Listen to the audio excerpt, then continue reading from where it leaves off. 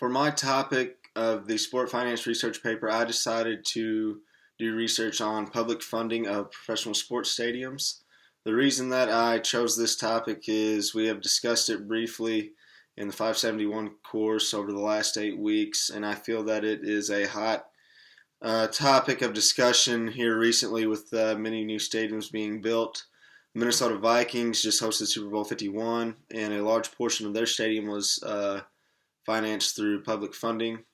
Whereas Stan Kroenke, who owns the Los Angeles Rams, formerly the St. Louis Rams, decided to move and build a new stadium in Inglewood, California, just south of LA, and 1.9 billion of the money that is used for that stadium is all coming from Kroenke.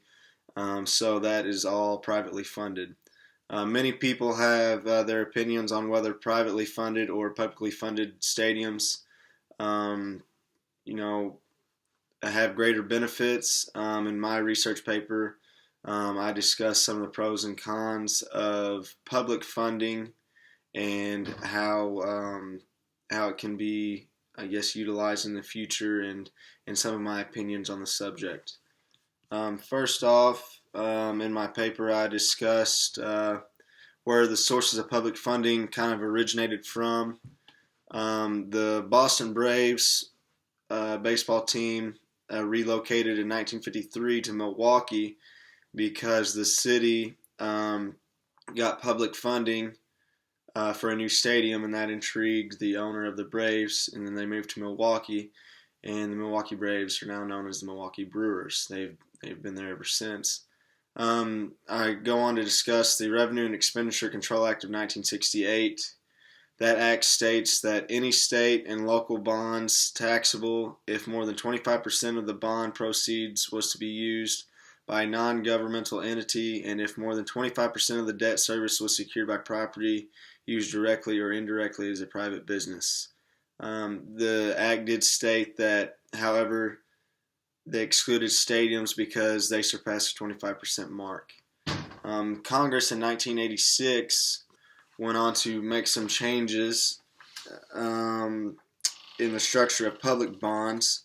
I discussed in my research how a bond is a private activity bond if more than 10% of the proceeds are used for private business and more than 10% of the principal and interest payments are secured by any interest in property for a private business purpose. Additionally, in the Tax Reform Act of 1986, Congress removed exemption for sports stadiums, apparently in an effort to reduce public funding of stadiums. So the government wanted to try to reduce public funding overall, but that backfired by the show of loyalty by the fans, who wanted their sports teams and franchises to do well. And when they proposed new stadium ideas, the citizens responded, and they passed. And the government and Congress, that was kind of unexpected. They didn't expect the citizens to be in support of public funding. I go on to discuss some of the pros and cons of public funding and if it justifies the cost of going that route. One of my pros that I discuss is there are three reasons to go with public funding.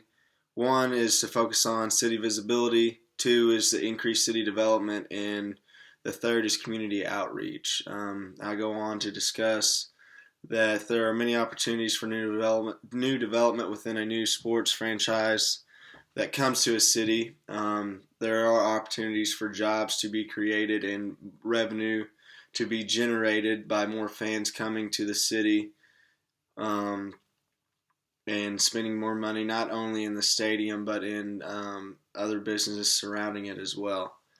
Some of the cons that I discuss was that the owners get a large portion of the money that the taxpayers pay for the funding. So a lot of the times the citizens aren't really reaping the benefits of publicly funding a stadium.